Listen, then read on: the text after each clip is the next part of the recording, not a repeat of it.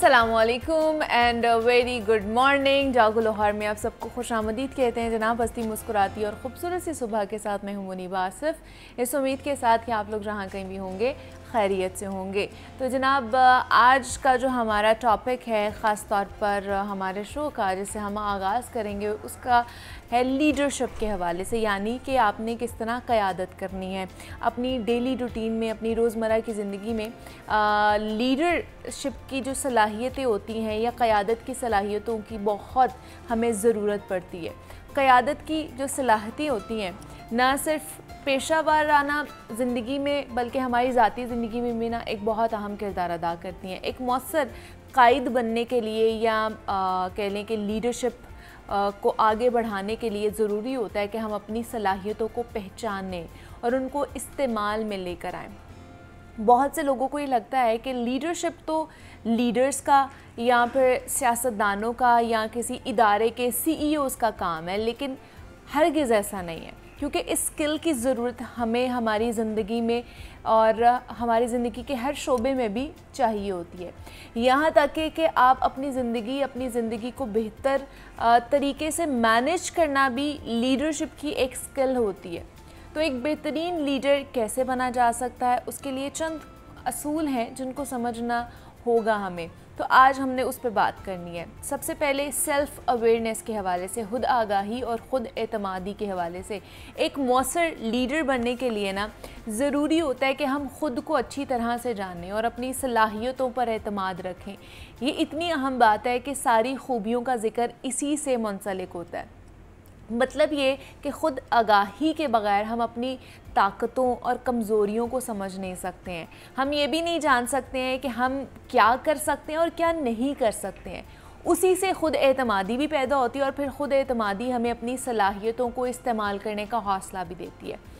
आपने अपने आप को समझने का जो बुनियादी तौर पर मकसद है ना, वो भी यही होना चाहिए कि हम अपनी सलाहियतों को पहचान सकें, जो हमारी स्किल्स हैं हम उन्हें पहचान सकें।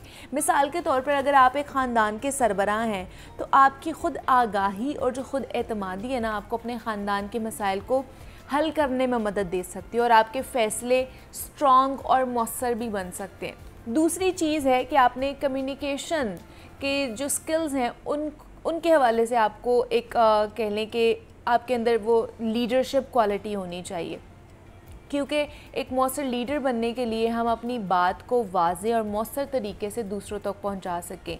गुफ्तो शनीद की महारत हमें अपने ख़यालात और नज़रियात को दूसरों तक पहुंचने में हमें मदद देती है। और कहा भी ये जाता है कि जब आपकी कम्युनिकेशन लेवल आपका अच्छा होता है ना, तो जिस तरह का भी मसला आपको दरपेश आ जाए, आप उस मसले का हल ज़रूर निकाल लेते हैं और बड़ा आराम से निकाल लेते हैं। कहते हैं ना कि हर चीज़, हर जंग जो है ना, अब के दौर में जंग जो है वो बंदूकों से, तलवारों से या इन चीज़ों से, असलहे से नहीं हो सकती है। इस दौर में आप टेबल टॉक करके अपनी जंगें जो है उनको हल किया जा सकता है, उनको कह लें कि सॉर्ट आउट किया जा सकता है। तो कम्युनिकेशन स्किल्स बहुत बहुत बहुत ज़्यादा ज़रूरी होती हैं। उसके बाद आ जाता है कि जनाब हमदर्दी और ताउन के हवाले से कि आप कितने ज़्यादा हमदर्द हैं और आपके अंदर एक ऐसा एसेंस मौजूद होना चाहिए कि आप किसी के दर्द को समझ सकें, किसी की खुशी के जज्बात को समझ सकें। कोई किसी तकलीफ़ में है तो आप उसको जाके उसके हालात को समझने की कोशिश करें, उसको कुप अप करने की कोशिश करें, जबकि ताउन हमें दूसरों के साथ मिलकर काम करने और मसाइल को हल करने में भी मदद देता है।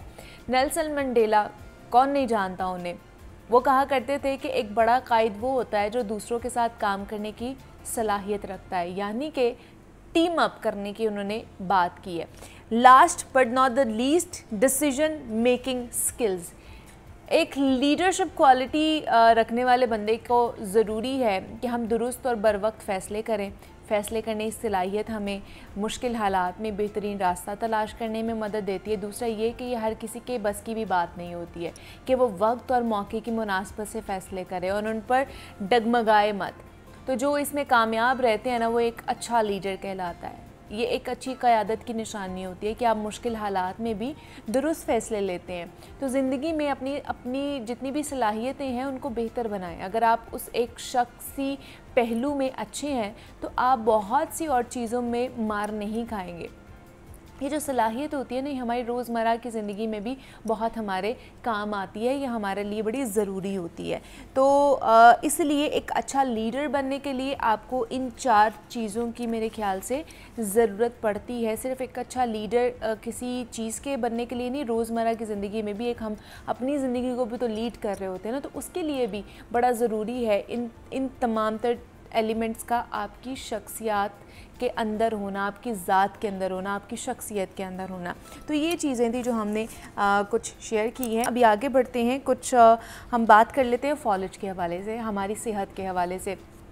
बहुत सारी बीमारियां लाहक हो जाती हैं, उसमें से एक फॉलेज का अटैक भी है। और जब ये फॉलेज आपको हो जाता है, आपको पता है कि एक साइड पे आपका पूरा कहते हैं कि जी पैरालाइज़ हो जाते हैं, आप कुछ करने के काबिल नहीं रहते हैं, आपको बेड पे सिर्फ बेड रेस्ट जो है कहा जाता है। और बहुत से लोग इससे डरते भी हैं कि अगर खुदा ना खास्ता कोई बीमारी हो जाती है या अगर हम फॉलेज का अटैक हमें हो गया है तो हम इससे कोप अप कैसे करेंगे, क्या फिर सारी ज़िंदगी हम लोग सही तरह चल नहीं पाएंगे, क्या हमारे हाथ पैर काम नहीं कर सकते हैं? ऐसा नहीं है। फ़िज़ियोथेरेपी एक ऐसी चीज़ है जिसके ज़रिए आप अपने असाबी बीमारियों को भी और इस तरह की बीमारियों का भी इलाज करवा सकते हैं फ़िज़ियोथेरेपी के थ्रू। तो फॉलेज का इलाज क्या है फ़िज़ियोथेरेपी के अंदर और किस तरह की फ़िज़ियोथेरेपी की जाती है ख़ास तौर पर इस पेशेंट के लिए जो कि फॉलेज का शिकार होते हैं, तो इस पर हमने बात करनी है। इस पर बात करने के लिए डॉक्टर मरियम शरीफ हमारे साथ स्टूडियोज़ में मौजूद हैं जो कि फ़िज़ियोथेरेपिस्ट हैं। डॉक्टर मरियम, आपको वेलकम कहते हैं जागो लाहौर में। कैसी हैं आप? बिल्कुल ठीक, आप सुनाइए। मैं भी बिल्कुल ठीक ठाक। डॉक्टर मरियम, सबसे पहले तो बताइए इस फॉलेज का अटैक होता कैसे है, क्या क्या इसके साइंस एंड सिम्टम्स हो सकते हैं, या what's the reason behind it कि ये फॉलेज का ये स्ट्रोक हो रहा है आपको? ओके, सो सबसे पहले तो अगर हम बात करें मेडिकली भी और रीज़न भी उसका अगर देखा जाए तो फॉलेज यानी कि स्ट्रोक होता क्या? बेसिकली हमारे ब्रेन को कॉन्सिस्टेंट जो है चाहिए होता है ब्लड फ्लो एंड न्यूट्रिएंट्स, ठीक है, और ब्लड फ्लो लेकर क्या आता है? ऑक्सीजन। जब हमारे ब्रेन को ऑक्सीजन कुछ टाइम के लिए भी नहीं मिलती है तो वो अपने ब्रेन फंक्शंस को हाल्टर कर देता है। अच्छा। इस वे में जितने भी फंक्शंस जो ब्रेन हैंडल कर रहा था, हमारी पूरी बॉडी बेसिकली ब्रेन ही एक सेंटर है जो हैंडल कर रहा होता है। वंस वहाँ पे ऑक्सीजन सेचुरेशन या ऑक्सीजन की कमी हुई है तो जितने भी सारे नॉर्मल फंक्शंस वो हैंडल कर रहा था वो ख़त्म हो गए। इसने स्ट्रोक कॉज कर दिया। अब इसकी 2 रीज़न्स हो सकती हैं। वो जो ऑक्सीजन का लेवल कम हुआ है या ऑक्सीजन ख़त्म हुई है वो 2 वजूहात से हो सकती है। या तो कोई क्लॉट फॉर्मेशन वहाँ पे हुई है, विद इन द ब्रेन हुई है, या फिर बॉडी में कहीं और से वो क्लॉट ट्रैवल करता हुआ ब्रेन में वहाँ पे पहुँच गया और उसने फंक्शंस को बिल्कुल स्टॉप कर दिया। अब द थिंग इज कौन से लोग ज़्यादा प्रोन टू स्ट्रोक हैं, रिस्क फैक्टर्स कौन से? 2 तरह के रिस्क फैक्टर्स हो सकते हैं। एक वो है जो कि हमारे बस में जो हम चेंज कर सकते हैं, एक वो है जो नहीं कर सकते की बात कर लेते हैं। 50+ एज हो गई, यूजली मेन में ज़्यादा स्ट्रोक के चांसेस होते हैं। बट एक डिफरेंट चीज़ ये कि अगर औरतों में फॉलेज का अटैक हो तो वो डेडली हो सकता है ज़्यादातर। उसके अलावा अगर आपको पहले भी स्ट्रोक कभी हुआ है तो अब जो स्ट्रोक होगा वो ज़्यादा डेडली हो सकता है और स्ट्रोक के चांसेस आप में बढ़ गए। ये हम चेंज नहीं कर सकते। अब चेंज क्या कर सकते हैं कि हम अपना लाइफस्टाइल चेंज कर सकते हैं। अगर आप सारा दिन सेडेंट्री लाइफस्टाइल यानी बैठे हुए एक जगह पे आपकी क्लॉट फॉर्मेशंस हो रही हैं, आपको पता नहीं है। सेकेंडली, आप स्मोकर हैं, स्मोकर्स का ये बहुत ज़्यादा इशू होता है। डायबिटिक्स का होता है। हाइपरटेंसिव पेशेंट वो होता है जिसका ब्लड प्रेशर ज़्यादा हो। अब वो हम बात करेंगे जी क्योंकि जो इस तरह के पेशेंट्स होते हैं ना, स्मोकर्स होते हैं, शुगर की बीमारियां हो गई, ब्लड प्रेशर की, उनके वेस्कुलर स्ट्रक्चर डैमेज होता है। अच्छा। या जब वेस्कुलर स्ट्रक्चर डैमेज होता है इट मीन्स उसमें कोलेस्ट्रॉल डेपोजिशन ज़्यादा हो रही है। जो वेसल की एक नॉर्मल रेंज होती है या ल्यूमन होता है, यानी कि उसके अंदर की आप कह लें कि वाइड कितनी विड्थ है, वो ख़राब हुई। अगेन ब्लड फ्लो कम हुआ, दिमाग को ब्लड फ्लो नहीं गया, ऑक्सीजन और न्यूट्रिएंट्स नहीं गए, सो दिस ऑल वो स्ट्रोक हो जाता है। बिल्कुल स्ट्रोक होता है। अब स्ट्रोक की हम देखते हैं कि किस तरह पता चलेगा, जिससे आपने पूछा स्ट्रोक के उसके साइंस एंड सिम्टम्स क्या हो सकते हैं? बिल्कुल, क्योंकि यूजुअली पेशेंट्स को या हमें भी घर में पता नहीं चलता ये पेशेंट को क्या हो रहा है, हमें समझ नहीं आई, हम 1-2 घंटे वैसे ही गुजार देते हैं। बट ये पता होना बहुत ज़रूरी है कि पेशेंट के क्या साइन एंड सिम्टम्स हैं जो कि फ़ौरन हमने जाना है। बेसिकली स्ट्रोक एक इमरजेंसी कंडीशन है। ओके या जिनको ब्लड प्रेशर है या ये रिस्क फैक्टर्स उनको पता होना चाहिए, उनको तो वो ज़्यादा है ना। हाँ, they should always be ready. अब उसमें हम एक मेडिकल में टर्म यूज़ करते हैं फास्ट, FAST। ये एक निमोनिक है, इससे आम लोगों को भी याद रहेगा। F का मतलब है फेस ड्रॉपिंग। फेस और आई आपका एक साइड से आपको लेगा, फेशियल एक्सप्रेशंस जा रहे हैं, ड्रॉप कर रहा है, हाँ। One sine. उसके बाद A, arms and legs weakness, अचानक से लगेगा जान निकल गई, हम कहते हैं ना बिल्कुल हम हाथ पाँव सुन्न हो गए, ठंडे पड़ गए। उसके बाद S पे आ जाता है स्पीच पैथोलॉजीज, यानी कि वो बंदा बोल नहीं सकेगा, बता नहीं पाएगा कि मेरे साथ क्या हो रहा है। He will be in a confusion state. Okay ठीक है। और अगर वो उस टाइम खाना खा रहा है उसको टेस्ट आना बंद हो जाएगा, या वो स्वॉलो नहीं कर सकेगा, उसके गले में हलक में लुकमा अटक जाएगा। उसके बाद आता है T. Just rush to the hospital, time नहीं है आपके पास। विद इन 3 आवर्स अगर आप इमरजेंसी में पहुंच गए हैं, आपने मेडिकल कंडीशन, मेडिकल हेल्प सीख कर लिया, आपका स्ट्रोक जितना डैमेज हो गया उसको फर्दर होने से बचाया जा सकता है। अच्छा, और दूसरा मुझे ये बताएं डॉक्टर मरीम कि ये एक ही साइड पर होता है, यूजुअली हमने देखा है कि स्ट्रोक होता है, तो ये किसी भी साइड, लेफ्ट राइट किसी भी साइड पे हो सकता है? ये किसी भी साइड पे हो सकता है। अगेन इट डिपेंड्स कि किस ब्रेन के कौन से पार्ट का स्ट्रोक, ब्रेन के किस पार्ट पे जाके क्लॉट फंसा था। अच्छा, राइट। ये मैं लेमन लैंग्वेज में इसलिए बता रही हूँ क्योंकि लोगों को पता होना ज़रूरी है। अगर तो आपका मोटर कॉर्टेक्स, ब्रेन का डिफरेंट कॉर्टेक्स होता है, अगर मोटर कॉर्टेक्स इफेक्ट हुआ है तो आपके मोटर फंक्शंस यानी कि मूवमेंट्स हॉल्टर होंगी। अगर आपका सेरिबेलम इफेक्ट हुआ है तो आपका बैलेंस और मूवमेंट जाएगा। ओके, ठीक है, ठीक है। डिपेंड्स कौन सा एरिया इफेक्ट हुआ है और कितना डैमेज हुआ है, कितनी परसेंटेज डैमेज हुई है, फिर वो सब जो है डिपेंड करता है पेशेंट के प्रोग्नोसिस पे, यानी कि ट्रीटमेंट का रिकवरी क्या होगी। तो लेकिन कितने लोग हैं जो कि फिजियोथेरेपिस्ट या फिजियोथेरेपिस्ट को हायर करते हैं फॉर दिस पर्पस, या मुझे तो नहीं लगता कि ज़्यादातर लोग इस साइड पर आते भी हैं।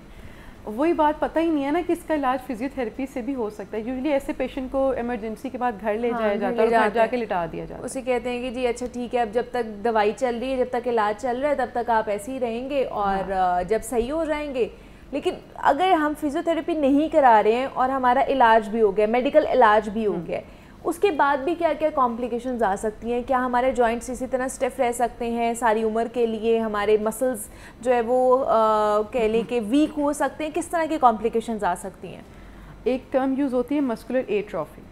ये बहुत डेंजरस टर्म है एक्चुअली। जो पेशेंट, अगर आप देखें, आप भी कुछ दिन काम नहीं ना करेंगे, आप लेथार्जिक फील करेंगी, आप कहेंगी जी मेरे जोड़ जो हैं वो जैम हो गए हैं या मेरे मसल्स वीक हो गए हैं। अगेन जो पेशेंट जिसको इतना बड़ा इशू हो गया, उसका ब्रेन इफेक्ट हो गया, ब्रेन को अब याद नहीं है, बेसिकली ब्रेन भूल गया कि उसने कोई मूवमेंट करनी थी। इसको हम कहते हैं न्यूरोप्लास्टिसिटी। फिजियोथेरेपिस्ट न्यूरोप्लास्टिसिटी पे काम करता है, उसको सब चीज़ें रिमाइंड कराना। अब वो रिमाइंड हेड टू टो होगा क्योंकि वो सारी मूवमेंट्स भूला है ना, या फिर वो जोन से भी मूवमेंट भूला है। एक ये बात, अगर आप फिजियोथेरेपी नहीं करवा रहे, पेशेंट को रिहैब नहीं करवा रहे, तो आपका पेशेंट जो सारा दिन बेड पे पड़ा हुआ है, उसको सबसे पहले जो कॉम्प्लिकेशन होगी वो आएगी प्रेशर सोर्स की। वो पेशेंट की तो शायद सेंसेशन भी चली गई है। अगर उसका सेंसरी कॉर्टेक्स इफेक्ट हुआ है तो उसकी सेंसेशन भी नहीं है। वो नहीं बता सकता कि मुझे यहाँ गर्म लग रहा है या मुझे यहाँ पेन हो रही है, मेरी वहाँ से स्किन जो है वो उतर रही है। ये अटेंडेंस का जो है ना, ये देखना बड़ा ज़रूरी है। या फिर जो भी फिजियोथेरेपिस्ट अगर उन्होंने हायर किया हुआ, या आप रिहेबिलिटेशन सेंटर लेकर जा रहे हैं, मैं रिकमेंड यही करती हूँ कि फॉर स्टार्ट में आपको रिहेबिलिटेशन सेंटर जाना चाहिए। क्योंकि वहाँ पे मल्टीपल टीम्स होती हैं। क्योंकि स्ट्रोक का पेशेंट है ना, अगर आप उसको ट्रीट नहीं ना करेंगे, उसकी स्पीच भी ख़राब हो गई है, उसका मोटर सेंसर सब कुछ ख़राब हो गया है, right.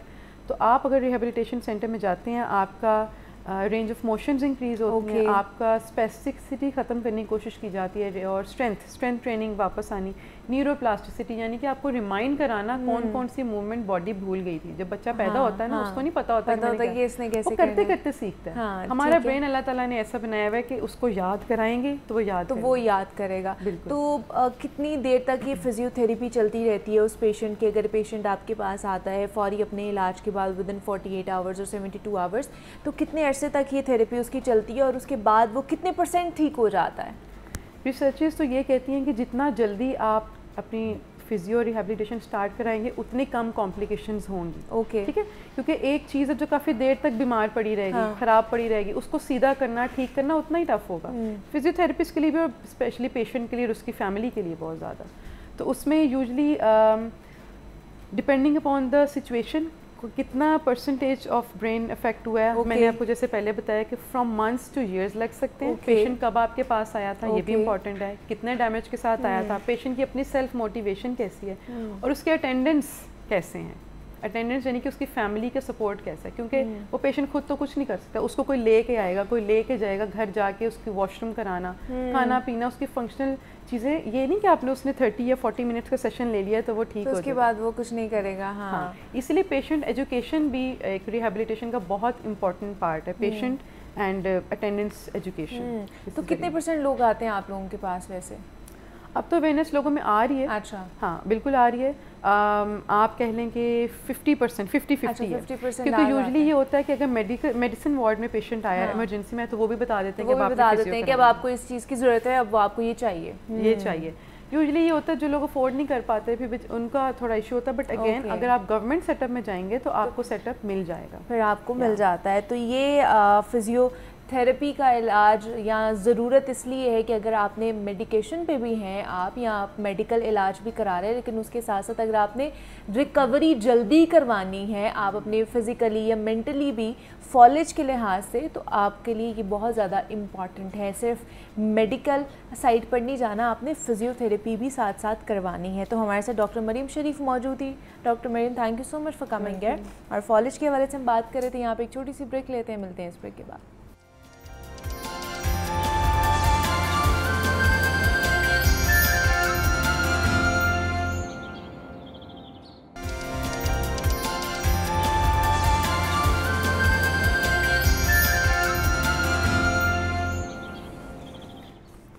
Welcome back to Jago Lahore. जनाब, मज़ीद बात कर लेते हैं हम सेहत के हवाले से ही, लेकिन अब हमने बात करनी है बच्चों की सेहत के हवाले से। और आजकल जो एक मसला हमारे सामने बहुत ज़्यादा आता है, आप देखते होंगे सोशल मीडिया पर भी, इवन दो के प्रोग्राम्स में भी बहुत ज़्यादा इसको हाईलाइट किया जा रहा होता है, ऑटिज़म के हवाले से, ऑटिस्टिक बच्चों के हवाले से।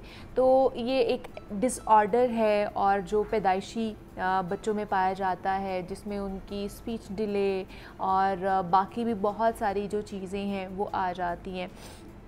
तो ऐसे बच्चों के साथ डील करना बहुत मुश्किल होता है, लेकिन आप उसको आसान भी बना सकते हैं। उनके लिए कौन कौन सी चीज़ें ज़्यादा अच्छी हो सकती हैं, क्योंकि हमारे घर में कोई बच्चा बीमार भी हो जाए ना, अगर वो ऑटिस्टिक भी नहीं है तो हम उसको बाकी बच्चों से अलग कर देते हैं।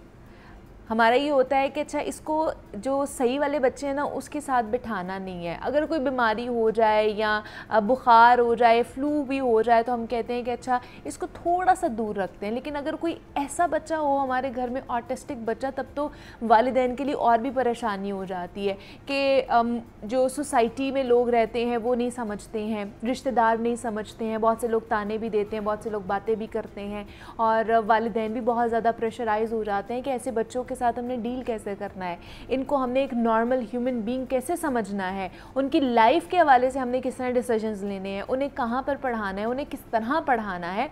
ये बहुत इंपॉर्टेंट चीज़ होती है। तो आज हम इसी के ऊपर बात करेंगे ख़ास तौर पर कि किस तरह हमने डील करना है ऑटिस्टिक बच्चों को, अगर आपके घर ऐसा बच्चा है तो इस पर बात करने के लिए क्लिनिकल साइकोलॉजिस्ट हमारे साथ डॉक्टर एहसन मौजूद हैं। डॉक्टर एहसन, आपको वेलकम कहते हैं जागो लाहौर में। और उनके साथ साथ डॉक्टर रिमशा मौजूद हैं जो कि क्लिनिकल न्यूट्रिशनिस्ट हैं। डॉक्टर रिमशा, आपको वेलकम कहते हैं जागो लाहौर में।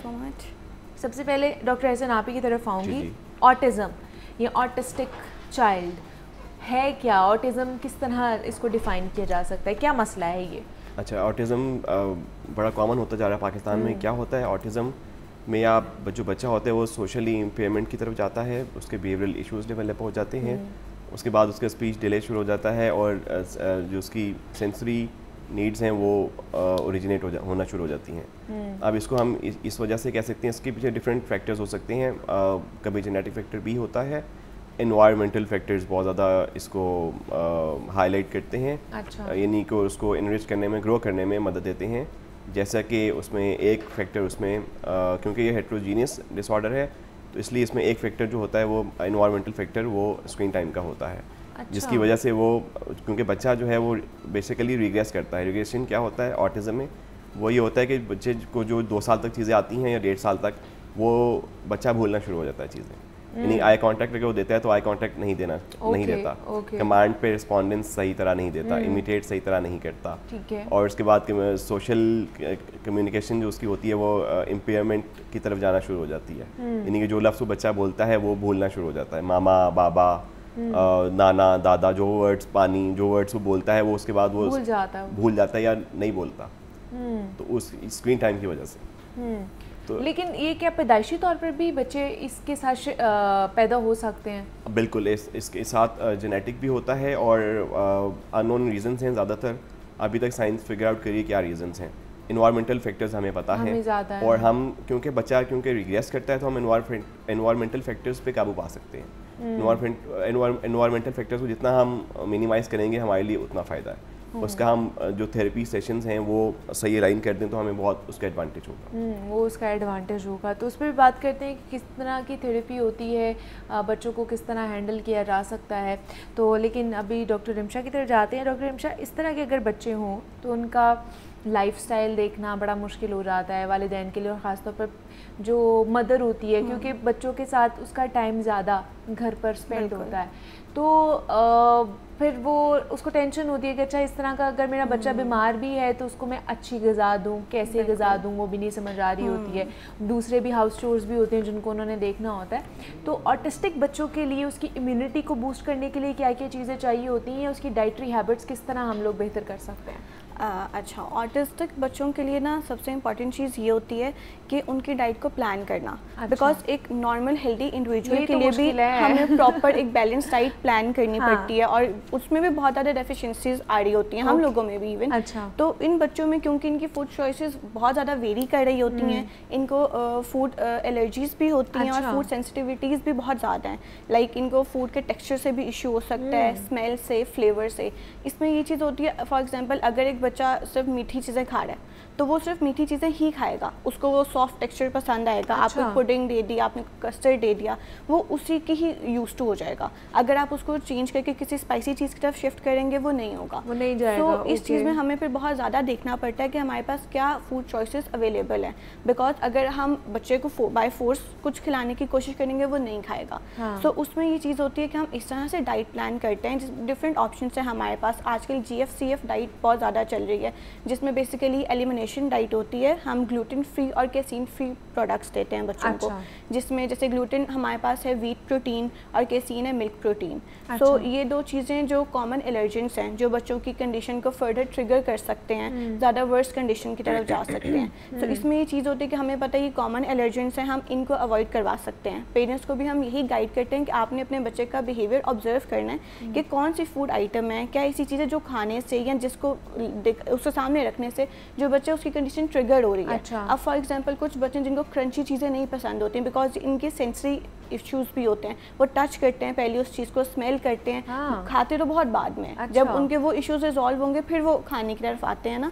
तो इसमें बहुत ज़्यादा न्यूट्रिशनल डेफिशिएंसीज आ जाती हैं क्योंकि बच्चा समटाइम्स एक ही फूड ग्रुप को सिर्फ पसंद कर रहा होता है। उसमें फिर हम समटाइम्स सप्लीमेंट्स की हेल्प लेते हैं, या वैसे तो हम कोशिश ये करते हैं पेरेंट्स को यही गाइड करते हैं कि नेचुरल डाइट की तरफ ही रहें ज़्यादा। लेकिन समटाइम्स जब बच्चे में कोई ऐसी डेफिशिएंसी आ जाए सर्टेन विटामिन्स की या मिनरल्स की, फिर उस केस में हम सप्लीमेंट्स की तरफ भी जाते हैं। लेकिन जिस तरह आप कह रही हैं कि अब ये बच्चे बड़ी चूज़ी होते हैं, सिलेक्टिव इन्होंने चीज़ें आइटम्स खानी भी होती हैं। ज़्यादातर अगर बच्चे मीठे का, वैसे भी एक नॉर्मल बच्चा भी मीठे का ज़्यादा शौकीन होता है, हमारे घरों में मीठा भी ज़्यादा वैसे बन रहा होता है। तो अगर ये बच्चे ज़्यादा मीठा खाने के पसंद है, सॉफ्ट टेक्सचर खाने के पसंद है इनको, तो इस तरह तो ओबेसिटी भी बढ़ेगी, फिर इनकी बाकी बीमारियां भी फिर जन्म लेंगी। तो उसके लिए फिर क्या करना चाहिए? अगर ये चूज़ी हैं तो फिर मीठे के अलावा तो कुछ नहीं खाएंगे, तो फिर माँ के लिए तो बड़ा मुश्किल हो जाएगा कि सिर्फ इसको मीठा ही खिलाना है। बिल्कुल, मदर के लिए बहुत ज़्यादा चैलेंजिंग सिचुएशन हो जाती है ये, बिकॉज एक तो मीठा हमने इसलिए भी कम देना होता है क्योंकि हाइपर एक्टिविटी को भी हमने मैनेज करना है। जितनी ज़्यादा शुगर इनटेक होगी उतना बच्चा ज़्यादा हाइपर होगा। और इस केस में तो ऑलरेडी बच्चे इतना हाइपर होते हैं कि उनको वैसे ही मैनेज करना मुश्किल होता है पेरेंट्स के लिए। तो उसमें ये चीज़ होती है, फिर हम फूड ऑल्टरनेटिव्स की तरफ जाते हैं कि फॉर एग्जांपल अगर आपका बच्चा कस्टर्ड, पुडिंग या कोई ऐसी मीठी आइसक्रीम, कैंडीज़ खाता है, आप उसकी जगह उसको कोई ऐसी चीज़ दे दो जो थोड़ी हेल्दी भी हो। फॉर एग्जांपल फ्रूट्स, आप उसको अगर मीठे की क्रेविंग हो रही है, आप उसको कोई फ्रूट दे दो, बनाना दे दो, कोई एप्पल दे दो, प्लम्स, कुछ भी ऐसी चीज़ दो जिससे कि उसको वो मीठा टेस्ट भी उसको मिल जाए और साथ साथ उसकी न्यूट्रिशनल वैल्यू भी ज़्यादा हो। बिकॉज अगर वो कोई मीठी चीज़ खा रहे, कैंडी या कोई बिस्किट कुछ ऐसा खा रहा है, उससे तो उसको कोई न्यूट्रिशनल वैल्यू तो कुछ भी नहीं है ना उसकी। सो उसकी कंपैरिजन में अगर वो कोई फ्रूट ले लेता है, कोई एक फ्रूट भी ले लेता है, तो उससे ये उसको मिनरल्स मिल जाएंगे, वाइटामिन मिल जाएंगे। तो जो हमारा पहला पॉइंट है कि न्यूट्रिशनल डेफिशिएंसीज को भी हमने ओवरकम करना है, सो उसमें भी काफ़ी हद तक वो हमारे लिए हेल्पफुल हो जाता है कि हम उसको कोई मिल्क शेक दे दें। अब जैसे मिल्क में हम फिर कौन सा यूज़ करेंगे, बिकॉज उधर तो हमने कैसीन को अवॉइड करवाना है। उसमें हमारे पास आजकल ऑप्शन आती है, हम कैमल मिल्क की तरफ जा सकते हैं। कैमल मिल्क बहुत ज़्यादा अच्छा है ऑटिस्टिक बच्चों के लिए स्पेशली। सो ये सारे फूड ऑल्टरनेटिव्स हैं जिनको हम यूज़ करके तो बच्चों को जो है वो एक बेहतर लाइफस्टाइल और एक बेहतर लाइफ की तरफ लेके जा सकते हैं। बिकॉज हमारा मेन टास्क एक ये भी होता है, मेन गोल, कि हमने उनको हेल्दी वेट और हेल्दी हाइट वो भी मेंटेन करानी है। हाँ, उसके लिए कौन कौन से फूड ग्रुप्स हो सकते हैं? अच्छा डॉक्टर एहसन, इसका एक तो इलाज क्या है, दूसरा सबसे पहले कि इसके साइंस एंड सिम्टम्स क्या हो सकते हैं जो कि बचपन में ही आना शुरू हो रहे हैं और वो माँ बाप के लिए ख़ास तौर पर एक अलार्मिंग साइन हो रहा है? अच्छा, जब पेरेंट्स ये फील करें कि बच्चा आई कांटेक्ट उनको नहीं देता, उनकी कमांड फॉलो नहीं करता, अपने नाम पे रिस्पॉन्ड नहीं करता, ठीक है, उसको आप बुलाते रहें किसी नाम से, जो भी उसका नाम है वो रिस्पॉन्ड नहीं करे, उसके बाद वो जो वर्ड्स आप बोलें वो रिपीट ना पीछे करे। अच्छा। उसके बाद किसी, इन बच्चों की ना एक दो चीज़ें बड़ी फेवरेट होती हैं, जैसे किसी को कारे पसंद हैं, किसी को डिंकीज पसंद हैं, किसी को बॉल्स पसंद होंगे, तो वो उसी के साथ खेलते रहेंगे और वो ऊपर या किसी एक कोने में देखते रहेंगे। अच्छा। क्योंकि वो ऑटिज्म का मतलब होता है अपने आप के अंदर रहना। तो जितने वो अपने अंदर रहते हैं उनको फील नहीं होता कि बाहर वाली दुनिया उनको रिस्पॉन्ड कर रही है, उनको बुला रही है। सोशल इम्पेयरमेंट एक और इसका पहलू है। वो सोशली एंगेज नहीं करते अपने, उनको अगर उतनी उम्र के बच्चे दे दें तो वो उसके साथ नहीं खेलेंगे, उनके साथ नहीं खेलते, उनको मारेंगे या अपने काम में ही लगे रहेंगे, शेयरिंग नहीं करेंगे।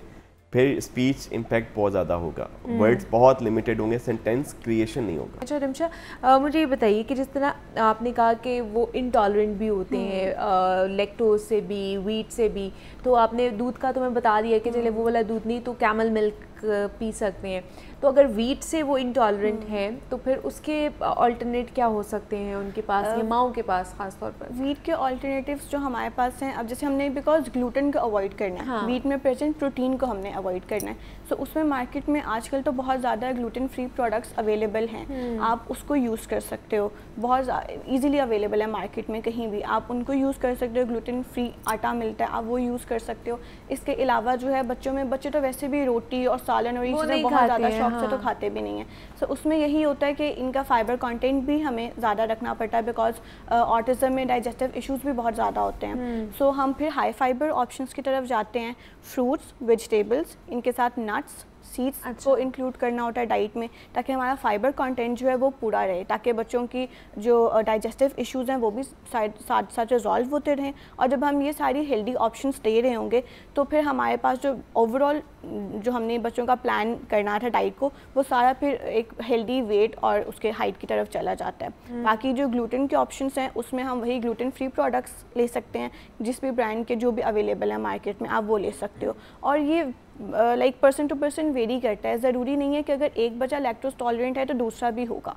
तो ये वेरी करता है। ये आप जब बच्चा आपके पास आता है उसको आप ऑब्जर्व करते हो 10 to 15 डेज़, फिर मदर से क्वेश्चनिंग होती है, फिर उसके अकॉर्डिंग हम उनकी डाइट प्लान करते हैं। अगर एक बच्चा लैक्टोज इंटॉलरेंट है तो ज़रूरी नहीं है दूसरा भी हो, अगर एक को ग्लूटेन से एलर्जी है तो ज़रूरी नहीं है दूसरे को भी हो। तो ये जैसे हम पर्सन टू पर्सन हमारी चॉइसेस वेरी करती हैं, वैसे ही एलर्जीज़ और फूड चॉइसेस इन बच्चों में भी वेरी करती हैं। तो ये तो GFCF तो एक टाइप है डाइट की, इसके अलावा और भी बहुत सारी ऑप्शंस हैं जो हम फिर उनके अकॉर्डिंग जो भी इश्यूज आ रहे होते हैं उसको माइंड में रख के फिर प्लान करते हैं डाइट। तो अच्छा डॉक्टर एहसन, क्या ये इन्हीं न्यूट्रिशन की डिफिशिएंसी की वजह से भी ये मर्ज़ जो है ज़्यादा बिगड़ सकता है?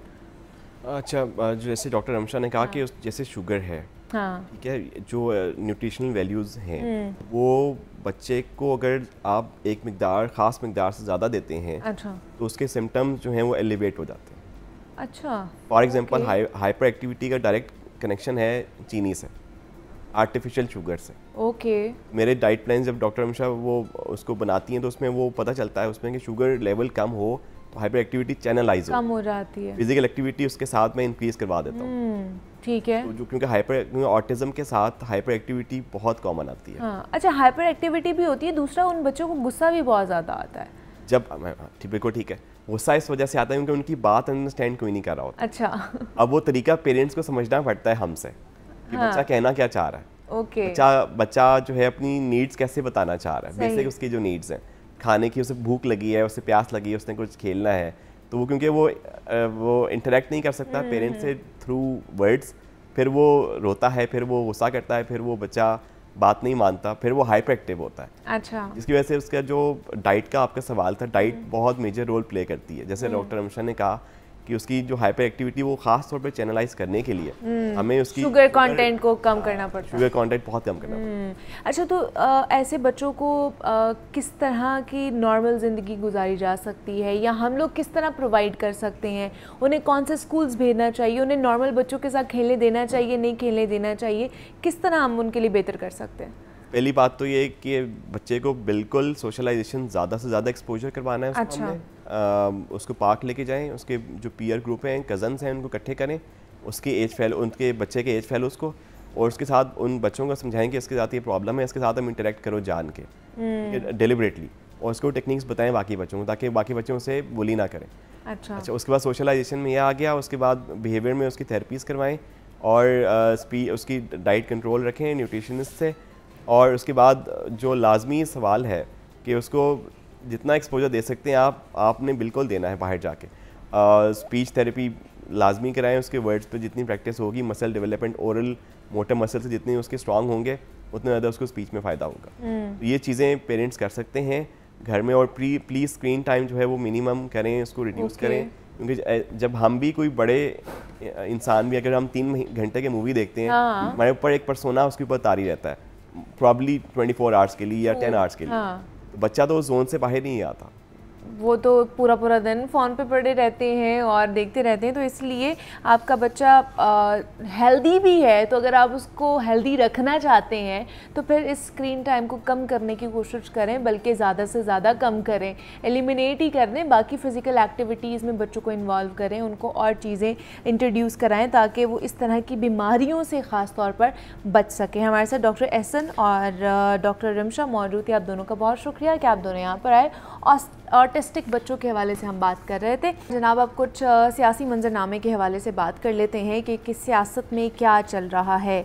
सुप्रीम कोर्ट का एक फ़ैसला आया। मुख्तसर फ़ैसले में इलेक्शन कमीशन को हिदायत दी गई कि वो तहरीक इंसाफ की जो दीगर जमातें हैं उनको दी गई मखसूस नशस्तों के फ़ैसले को उन्होंने रिवर्स किया, और 13 रुकनी बेंच ने सुन्नी इत्तेहाद काउंसिल की मखसूस नशस्तों के केस का जो महफूज फ़ैसला था वो सुनाते हुए पेशावर हाई कोर्ट और इलेक्शन कमीशन के फ़ैसले को कलअदम करार दिया। और कलअदम करार देते हुए उन्होंने ये कहा कि जो तहरीक इंसाफ है उसकी वो मखसूस नशस्तों की हकदार है, और पीटीआई को उनके जो उम्मीदवार हैं उनको 15 दिन की जो है मोहलत दी गई, 15 रोज़ दिए गए कि वो अपने उम्मीदवारों की जो नामों की फ़हरिस्त है वो जमा करवाएं। अब मामला क्या है, जब से ये फ़ैसला आया है उसके बाद हम देख रहे हैं कि काफ़ी हलचल मची हुई है सियासत में, हुकूमत में। तो ये मामला कहाँ तक पहुँचेगा, अब आगे होने क्या वाला है? क्या ये मखसूस नशस्तें पीटीआई को मिलेंगी, नहीं मिलेंगी, क्या मामला रहेगा, इस पर बात कर लेते हैं। ब्यूरो चीफ हमारे साथ मौजूद हैं हसन रज़ा टेलीफोन लाइन पर। हसन, आपको खुश आमदीद कहते हैं जागो लाहौर में। हसन, बताइएगा ये जो फ़ैसला आया सुप्रीम कोर्ट का, उसके बाद बड़ी गुमगू का शिकार है ये सारा मामला। सबसे पहले तो बताइए, क्या ये फ़ैसले से वफाकी हुकूमत और पंजाब हुकूमत को कोई ख़तरा हो सकता है? देखिए मुनीबा, बुनियादी तौर पे ये माजी की गलतियों का एहसास करते हुए आर्टिकल 187 का सहारा लेकर अदालत ने अपनी माजी की गलतियों की तस्दीक की है। अच्छा। कि जो माजी में जो बल्ले का निशान वापस लिया गया, 13 जनवरी का जो फैसला था, और फिर उसकी इलेक्शन कमीशन ऑफ पाकिस्तान पर जो है वो एक बात क्लियर हुई कि उन पर जो उन्होंने तशरीह करनी थी वो उस तरीके से उसकी तशरीह नहीं कर सके, और एक पार्टी को जो है वो इंतखाबी अमल से उसको मैदान से निकाल दिया गया। अब उसके बाद जब यहाँ फैसला आया, अगर देखा जाए तो हुकूमत जो कहना चाह रही थी, हुकूमत का ये ख्वाहिश थी कि वो उनको सीटें मिले ताकि वो 2/3 के साथ जो है वो अपने बड़े फैसले ले सकें, और जो कि खुद हुकूमती वुज़रा जो है ये मुख्तलिफ बैठकों में ये बातें कर रहे थे और खुद बाकायदा आके टेलीविजन से ये बातें कर रहे थे। लेकिन एक चीज तो वाज़ेह हो गई कि हुकूमत को तो वो मांगना चाह रहे थे, जो उनकी भी नहीं थी, वो उनको भी नहीं मिला। और सुन्नी इत्तेहाद कौंसिल का जो मामला था कि सुन्नी इत्तेहाद कौंसिल, वो तो सीरियसली उसको साइड पर कर दिया गया। अब 13 में से 11 जजेस ने ये बात डिक्लेयर कर दी कि ये सीटें पाकिस्तान तहरीक-ए-इंसाफ को दी जाए। अब उसमें भी उन्होंने चीजें वाजे कर दी और अब उनका जो फैसला था वो इलेक्शन कमीशन ऑफ पाकिस्तान ने तो मानना है, क्योंकि 190 जो आर्टिकल है आईने पाकिस्तान का, उसमें बिल्कुल वो बाइंडिंग है कि जो भी सुप्रीम कोर्ट ऑफ पाकिस्तान का फैसला होगा उस पर हर सूरत अमन व अमल दरामद करना है। तो अब जब उनका ये फैसला था तो इस पर तो इलेक्शन कमीशन ऑफ पाकिस्तान के पास तो कोई ऑप्शन नहीं थी कि वो इसके फैसले पर अमल दरामद ना करते। उन्होंने हर सूरत फैसले पर अमल दरामद करना ही है। अब रह गई बात कि वो इसको किस तरह लेके जाते हैं। अगर वो कोर्ट के ऑर्डर की अदम मौजूदगी करते हैं और फैसले पर मनो अमल दरामद नहीं करते तो मसाइल तो बढ़ेंगे। और हुकूमत तो पहले ये चाह रही है कि सीटें के हमें नहीं मिली तो फिर पाकिस्तान तहरीक इंसाफ को भी ना मिले। वो तो इस पोजीशन पे पहुंच गए कि अब वो जो एस्टेब्लिशमेंट को वो सपोर्ट जिस हद तक कर रहे हैं और नजर भी आ रहा है कि दो बड़े, एक पॉलिटिशियन और दूसरी तरफ एस्टेब्लिशमेंट के दरमियान आपस में लड़ाई चलती दिखाई दे रही है। हाँ, और फिर जब अब इलेक्शन कमीशन ऑफ पाकिस्तान का जो फैसला हुआ, जो कल उनका इजलास हुआ, परसों भी इजलास हुआ, उनकी अगर आप प्रेस रिलीज उठा के देखें तो उसमें खुद एक सवालिया निशान खड़ा होता है। पहले तो वो जो पैराग्राफ है उसमें वो ये तस्लीम करते हैं कि हमने इजलास किया, उसमें हमने एक सेक्शन जो इलेक्शन कमीशन की लीगल टीम थी उसको दायर जारी कर दी कि सुप्रीम कोर्ट के फैसले के अगर किसी यूनिट पर अमल दरामद में रुकावट है किसी पॉइंट पर तो वो उसको फौरी आइडेंटिफाई करे ताकि मजीद रहनुमाई के लिए सुप्रीम कोर्ट से रुजू किया जा सके। उन्होंने डायरेक्टली और इनडायरेक्टली ये क्लियर कर दिया कि कुछ मामला हैं जिसकी तरफ हम सुप्रीम कोर्ट जाना चाहते हैं। अच्छा। फिर दूसरे पैराग्राफ में उन्होंने एक और पंडोरा बॉक्स खोला। उन्होंने कहा कि ये जो बेजा तनकीद की जा रही है कि चीफ इलेक्शन कमीशन पर आर्टिकल 6 लगेगा, इस तरह की जो बातें हो रही थी, उन्होंने ये बात को क्लियर किया कि ये तो बिल्कुल ही गलत है, मजाकिया खेज बात है, मुस्ताफी तो होना नहीं चाहिए। हमने तो आइन और कानून पर अमल दरामद किया। और अब तीसरे पैराग्राफ में जो उन्होंने इम्पोर्टेंट बात की है वो ये कहते हैं कि हमने जो पीटीआई के इंट्रा पार्टी इलेक्शन पर जो फैसला किया था उसे सुप्रीम कोर्ट ऑफ पाकिस्तान ने अपहोल्ड किया है।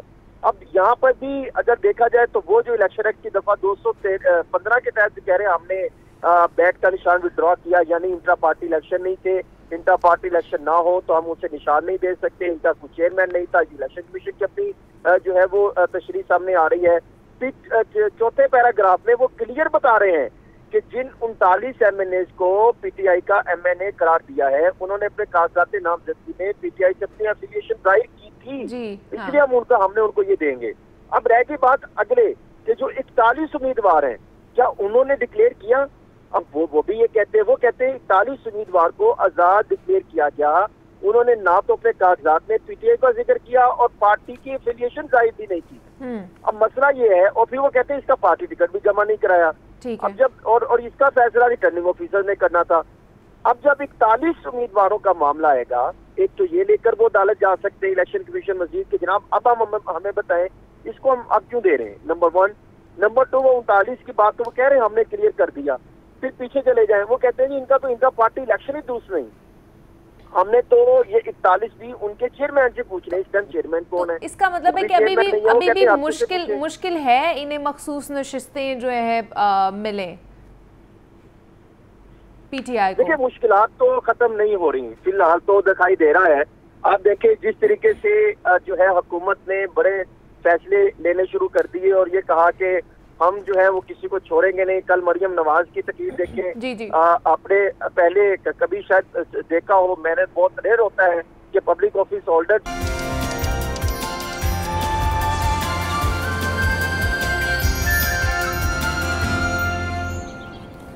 Welcome back to Jago Lahore. जनाब ये वाला जो टॉपिक है ना और ये वाला सेगमेंट है ख़ास तौर पर मर्द हजरात के लिए बहुत ही ज़्यादा इम्पॉर्टेंट होने वाला है। ठीक है, मर्द हजरात के लिए भी और ख़वातीन के लिए भी हो सकता है, बिकॉज़ ये किसी को भी लाहक हो सकता है। लेकिन ज़्यादातर हम देखते हैं कि मर्द हजरात में ये चीज़ देखी जाती है जिसको ओरल कैंसर कहा जाता है, जिसको रिलेट भी स्मोकिंग के साथ ज़्यादा किया जाता है। जो चेन स्मोकर होते हैं, जो बहुत ज़्यादा स्मोक करते हैं, जो अल्कोहल का इंटेक कर रहे होते हैं और इस तरह की जो उनकी हैबिट्स होती हैं उसकी वजह से ओरल कैंसर के जो चांसेस हैं वो आपको मज़ीद बढ़ जाते हैं। ओरल कैंसर हो सकता है। ओरल कैंसर होता क्या है? आपके मुंह का कैंसर, उसमें आपकी ज़ुबान आ जाती है, आपके दांत, आपका जबड़ा, मतलब मुंह के अंदर जितनी भी चीज़ें वो सारी उसके अंदर इंक्लूड होती हैं, शामिल होती हैं और वो आपको कैंसर कॉज करती हैं। तो इससे बचा कैसे जा सकता है? कौन कौन हाई रिस्क फैक्टर पे होते हैं और इसका ट्रीटमेंट क्या है, इसकी टाइप्स क्या हैं, स्टेजेस क्या हैं, सर्वाइवल रेट क्या है इसके अंदर, इस पर बात करनी है। इस पर बात करने के लिए एक प्रोफेशनल का होना ही मेरे ख्याल से लाजमी होता है कि किसी इम्पॉर्टेंट टॉपिक के ऊपर बात करें। तो हमारे साथ डॉक्टर सलीमा मांझी मौजूद हैं और जो कि डेंटिस्ट हैं और पहले भी आप उनसे बात कर चुके हैं, उन्हें देख चुके हैं, बल्कि मुख्तलिफ टीवी शोज़ में आप उन्हें देखते ही रहते हैं, तो हमने भी आज उन्हें बुला लिया। डॉक्टर सलीमा आपको वेलकम कहते हैं, कैसी हैं आप? मैं बिल्कुल ठीक, आप कैसी हैं? मैं भी बिल्कुल ठीक ठाक। डॉक्टर सलीमा, सबसे पहले बताइए कि ओरल कैंसर होता क्या है?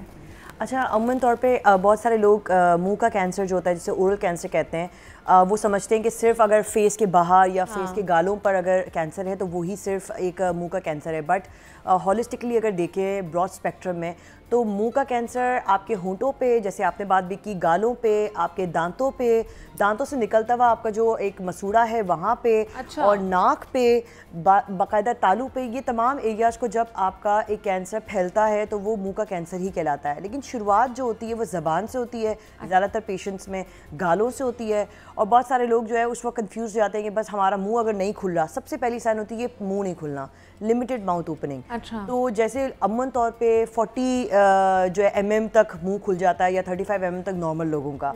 लेकिन होता क्या है, जब कैंसर होता है तो उसमें 10 या 9 तक mm तक लोगों का मुंह, यानी इतना बस खुलता है कि जैसे वो बस हाँ ना का जवाब दे सके। अच्छा। वो अपनी मसल्स जो होती हैं, जो मैस्टिकेशन की मसल्स जिसे चबाया जाता है, उसको वो यूज़ नहीं कर सकते हैं। तो हम ये कहते हैं उन पेशेंट्स को कि जब आपको ये साइन फर्स्ट दिख जाती है कि जब आपकी लिमिटेड माउथ ओपनिंग हो रही है, जल्दी से आप अपने डेंटिस्ट या ओरल सर्जन जो हमारे होते हैं उसके पास आप रब्ता करें और फ़ौरन से अपने आप को दिखाएं।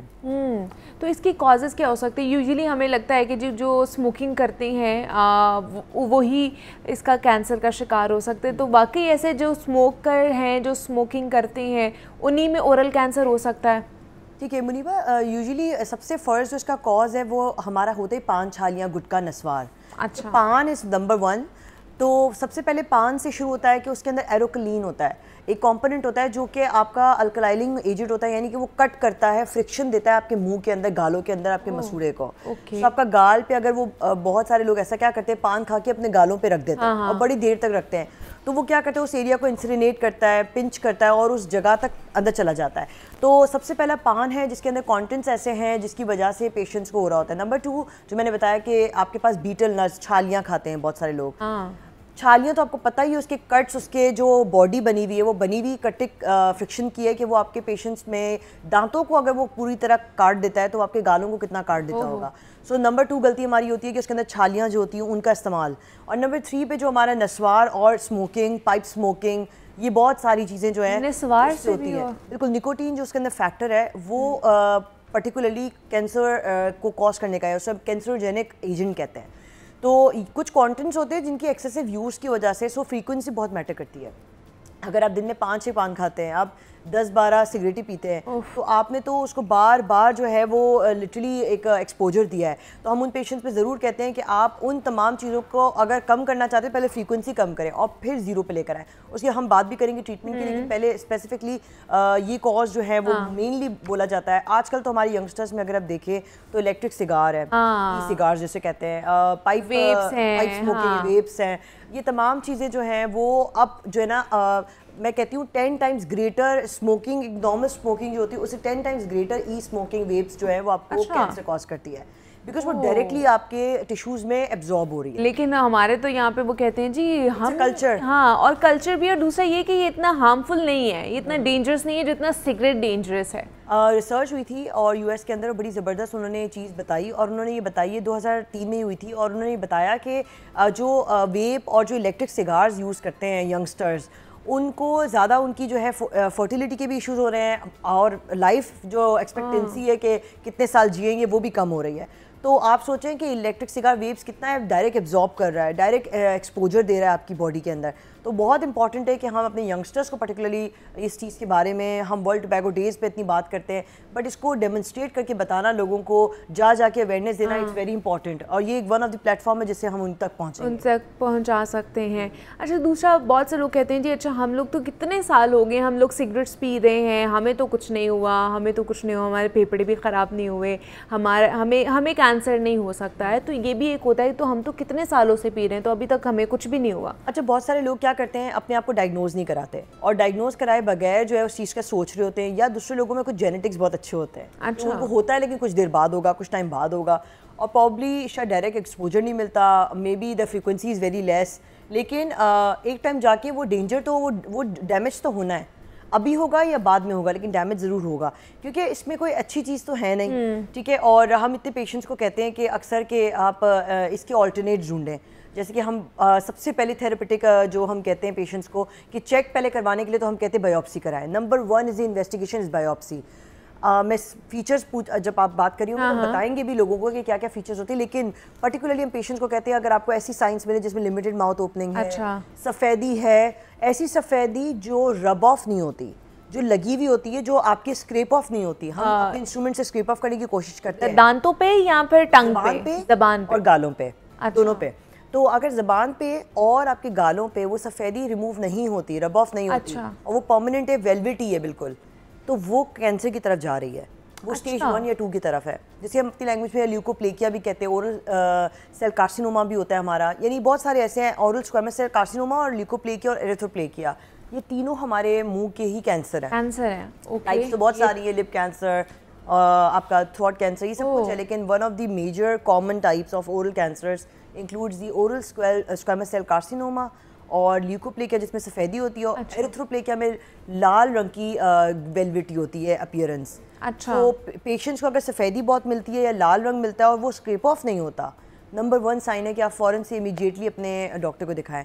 फिर बहुत सारे लोगों में हमने देखा है कि और क्या ये पेनफुल होता है? बहुत पेनफुल होता है, लिमिटेड माउथ ओपनिंग के साथ ये पेनफुल होता है, इन्फ्लेमेशन होता है, पेशेंट्स जो भी खाते हैं उनको बर्निंग सेंसेशन होती है। अच्छा। जलन महसूस होती है। ओके। और वो प्रिकलिंग इफेक्ट होता है बहुत ज़्यादा, लोगों के मुंह में जो है वो बाकायदा अगर मैं कहती हूँ टंग पे वो आ गया तो टंग को पूरा वो खा जाता है, बिल्कुल मैं कहूँगी रप्टेड और बम्पी टाइप अपीयरेंस होता है, उठावा उभरावा, तो वो हमें पता लग जाता है कि जैसे दाने होते हैं बड़े बड़े, तो ये बड़े बड़े एक मांस होते हैं, मैस बन जाता है। और वो उस हिस्से को काटने शुरू कर देता है। सो फॉर एग्जांपल अगर टंग पर है तो टंग पे वो काट रहा है, फिर हम सर्जरी में बाकायदा उस पार्ट को काटते हैं, क्योंकि और हमारे ऑल्टरनेट नहीं होता, कुछ ग्राफ्ट करके कुछ जगहों को सेव किया जा सकता है, लेकिन कहाँ, किस हद तक, किस स्टेज पे आपको पता लग रहा है। सो सबसे पहले हम साइन कहते हैं अपने डेंटिस्ट को दिखाएं, वो क्लिनिकल एग्जामिनेशन करेगा, वो चेक करेगा सारी चीज़ें। अगर उनको लगता है कि इस पर कोई ट्रीटमेंट करने की ज़रूरत है, फॉर एग्जांपल स्केलिंग हम करवाते हैं अगर दांतों में आपके बहुत पान के स्टेन्स वगैरह हैं जो कि आपके कॉज करता है बाद में कैंसर को, तो हम उसको रिमूव करवाते हैं। फिर उसके बाद हम देख रहे होते हैं कि अगर दांतों में कोई केरीज है या कोई इस तरह की चीज़ फंसी हुई है उसको हम रिमूव करते हैं। रूट कैनाल का है, सेंसिटिविटीज़ हैं, उनको हम ट्रीट्स करते हैं मैनेजमेंट के थ्रू। अगर इनके बाद भी कोई इशू है तो फिर हम इनको सर्जरी की तरफ लेके लास्ट स्टेज होता है। अच्छा। जब उनको सिर्फ IV लाइंस के थ्रू खाना मिल रहा होता है और बाकायदा मल्टी वाइटामिन्स पे उनको रखा जाता है कि ज़्यादा से ज़्यादा पेशेंट्स जो है वो मल्टी वाइटामिन्स लें। बहुत सारे मेरे पास मरीज़ आते हैं और मुझे कहते हैं कि हम घर में क्या ऐसी चीज़ करें कि हमें कभी कैंसर ना हो। अच्छा। ज़िंदगी मौत तो अल्लाह के हाथ में डेफिनेटली, लेकिन अपनी प्रोटेक्शन बहुत ज़रूरी होती है। तो सफाई तो मैं कहती हूँ नंबर 1 करनी ही करनी है आपने, बट रोज़ाना अगर आप पथरी के पेशेंट नहीं हैं तो कच्चा टमाटर रोज़ाना खाएँ। अच्छा। और कच्चा टमाटर आपको क्योंकि इसके अंदर लाइकोपीन होता है ना, तो वो एंटीऑक्सीडेंट होता है, एंटी कैंसरियस होता है। ओके। तो कैंसर के अगेंस्ट काम करता है। ओके। तो मैं कहती हूँ हमेशा से कि आप एक कच्चा टमाटर रोजाना खाएं तो वो आपके मुंह के मसूड़ों को बिल्कुल वो रखेगा, तंदुरुस्त रखेगा। ओके। और बाकी मैं लोगों को ये भी बताती हूँ कि green leafy vegetables they are really good for your health. Okay. तो उनके अंदर तो डेफिनेटली जैसे कैरेट के अंदर कैरोटीन है, तो उसका जूस पी लें या ऐसे ही खा लें, सलाद में लेते जाएं बार बार, ताकि आपको बार बार उसका पूरा एक गाजर आपने लेना है, पूरा एक टमाटर आपने लेना है, सारे ग्रीन वेजिटेबल्स का सैलड बना के खाएं। उससे फ़ायदा ये होना है आपको कि ये तमाम आपके जो मसूड़े हैं उनकी हीलिंग खुद ब खुद हो रही होती है। अच्छा। अगर कोई डैमेज लगता भी है, अगर आप मिर्चों वाले खाने भी खाते हैं तो वो आपको हील कर देगा फ़ौरन से। सही। तो ये बहुत इंपॉर्टेंट है कि पेशेंट्स को हम इन चीज़ों, एक तो आपकी इम्यूनिटी भी बढ़ेगी, फाइबर भी मिलेगा, और दूसरा ये कि आपकी ओरल हेल्थ भी जो है वो इंक्रीज होती जाएगी, कि उनको फेस भी अच्छा मिल जाएगा, ग्लोइंग। हाँ, उनकी स्किन भी अच्छी हो जाएगी। अच्छा, इसमें सर्वाइवल रेट कितना है अगर ये हो जाता है कैंसर? तो 5 to 10% हम कहते हैं अगर स्टेज 4 है तो। अदरवाइज़ तो बहुत सारे लोग उसको अगर अवॉइड कर लें और ट्रीटमेंट करा लें तो फिर तो बहुत सारी लोगों को जो है वो अवॉइडेंस हो जाता है, बच जाते हैं। अच्छा। बट 5 to 10 मोर्टेलिटी रेट है इसका। That is very bad. मतलब अगर पेशेंट उस टाइम पे जाए तो बहुत बहुत मुश्किल हो जाता है। लेकिन अगर सर्जरी हो गई है, ट्रीटमेंट हो गया है, पेशेंट रिकवर हो गया, क्या दोबारा रीअकरेंस के चांसेस हैं? बिल्कुल है। वैसे बहुत सारे पेशेंट्स में नहीं होता, लेकिन उन पेशेंट्स में जो वापस उन हैबिट्स को अडेप्ट कर लेते हैं, अच्छा, फिर से उन चीज़ों की तरफ चले जाते हैं, उनमें ये बहुत कॉमन हो जाता है फिर से। बट बहुत सारे लोग इसको सर्वाइव बहुत ही अर्स तक कर जाते हैं। अच्छा, कर लेते हैं, बहुत अच्छी चीज़ होती है। और उसके बाद क्या उनका स्मोकिंग और उनकी बाकी चीज़ें छुड़वा दी जाती हैं? तो हम एंटी टोबैको च्युइंगम्स पे उनको रखते हैं। तो जैसे बहुत सारे लोगों को ऐसा होता है कि बहुत तलब होती है खाने की, तो एज अ डॉक्टर हम उनको रेकमेंड करते हैं अपने क्लिनिक के अंदर कि आप आएँ और ये च्युइंगम जो है वो अपने पास रख लें, बैग्स में रख लें, पॉकेट्स में रख लें। जब आपको दिल करता है सिगरेट पीने का तो बस वो एंटी टोबैको च्युइंगम खाएं। अच्छा, which is very helpful in avoiding the जो आपकी एक पैशन होता है, इंटरेस्ट होता है, या फिर दिल करता है, अर्ज होती है ना लोगों को, वो अर्ज को वो रोकता है chewing gum, and it works so nice. अच्छा, बहुत अच्छी वो बनी इसी के लिए, एंटी टोबैको। अच्छा, ये तो च्युइंगम की बात करिए, एक और भी आजकल पैचेस भी चल रहे हैं। जी जी बिल्कुल, निकोटीन पैचेस या पाउचेस जिसको कहा जाता है, वो भी क्या ठीक है या वो भी वेप की तरह जो डेंजरस हो सकते हैं? अच्छा, वो उनका सिर्फ फ़र्क ही होता है एक च्युइंगम के अंदर और एक पैच के अंदर। पैच जो है वो एब्जॉर्ब हो जाता है बहुत जल्दी, क्योंकि वो आपकी बकल म्यूकोजा पे रख के इंसिनेट हो जाता है। बट च्युइंगम क्या होती है, आपने उसका लिया और आपने थ्रू आउट कर दिया ना, उसको आप इनहेल भी नहीं करें ना इंसिनेट करें, जहाँ जहाँ उसने इफेक्ट देना है वो च्युइंग करके आपको दे देगा और आपको अवॉइड कर देगा। पैचेस इट डजंट मैटर, लेकिन पाकिस्तान के अंदर ज़्यादा रुझान उसका नहीं है अभी, ये बाहर के मुल्कों में ज़्यादा अब यूज़ हो रहा है। सो हम ज़्यादातर टोबैको च्युइंगम्स देते हैं which are very actually effective, very effective. मैं तो आई थिंक 5 सालों से दे रही हूँ। अच्छा, तो आई थिंक वो तो उस टाइम से इतना ज़्यादा फेमस है। मतलब अगर आपने सिगरेट भी छोड़ना है तो तब भी आप टोबैको च्युइंगम पे आ सकते हैं। Anything which consist of tobacco like vapes, आपकी छालियाँ, पान जिसके अंदर टोबैको है, बीटल नट, स्मोकिंग, उन तमाम चीज़ों को वो हैबिट्स को ब्रेक करेगा। So it's a habit breaker. तो आपके पास यूजुअली कितने आ जाते हैं पेशेंट, ख़ासतौर पर इस हवाले से? अच्छा, हमारा मुल्क का अलमिया ये है कि हम उस वक्त आते हैं, उठते हैं, जागते हैं जब हम बिल्कुल लास्ट स्टेज पे जा रहे हैं, या 3rd या 4th स्टेज पे। तो फिर उसके बाद हमारे सर्जरी के अलावा कुछ नहीं होता। बट हम कोशिश ये करते हैं कि सर्जरी के साथ साथ उनकी फिजियोथेरेपी, उनकी मोटिवेशन, उनकी डाइट, उनका ये जो मैंने बताया एंटी थेरेपेटिक जो एंटी क्यूमोथेरेपेटिक ड्रग्स होते हैं उनको हम इंक्लूड करें। इससे फ़ायदा ये होता है कि पेशेंट का एक इंटरवेंशनल या कोलैबोरेटिव ट्रीटमेंट चल रहा होता है कि हमारे सर्जन्स भी देख रहे हैं, ओरल मेडिसिन भी देख रहा है, और कलेक्टिवली उस पेशेंट की पूरी लाइफ को, हेल्थ को ठीक किया जा रहा है। शुरू देखिए ना, पेशेंट देखता नहीं है, वो कहता है छाला जो है वो 15 दिन से ज़्यादा 30 दिन तक चला गया, 3 महीने से ज़्यादा हो गया। अच्छा। अब 3 महीने से ज़्यादा जब हुआ है तो वो अलार्मिंग साइन नहीं है। हाँ, ट्रू। अगर पेशेंट को सफ़ेदी या लाल रंग का वेलवेटी इफेक्ट है मुंह के अंदर तो वो एक अलार्मिंग स्टेज नहीं है। अगर पेशेंट का मुंह जो है वो पूरा नहीं खुलता तो वो अलार्मिंग स्टेज नहीं है।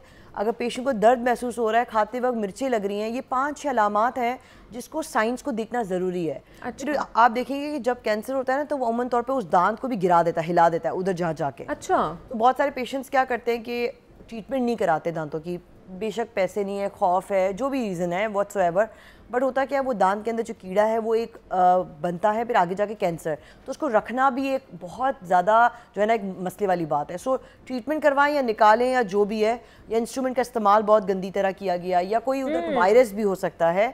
बहुत सारे पेशेंट्स में इन तमाम चीज़ों के अलावा सबसे लीस्ट जो है वो या तो ह्यूमन पेपिलोमा वायरस होगा जो HPV वायरस कहते हैं, उसकी वजह से भी होता है कि अगर किसी पेशेंट में वायरस लग गया है तो उसकी वजह से भी कैंसर हो सकता है। और वो किसी अनहाइजीनिक हो सकता है, कोई चीज़ का टच हो सकता है, किसी के साथ आपको ट्रांसफ़र हो गया है, या आपकी इम्यूनिटी बहुत लो थी और आपको लग गया है, उन पेशेंट्स में ज़्यादा होता है। या फिर स्किन की कैंसर की वजह से भी होता है कि फॉर एग्जांपल अगर उस पेशेंट को सन की वजह से, रेडिएशन की वजह से स्किन कैंसर हुआ है तो उसके मुंह का भी कैंसर होगा क्योंकि एक्सपोजर एरियाज है ना।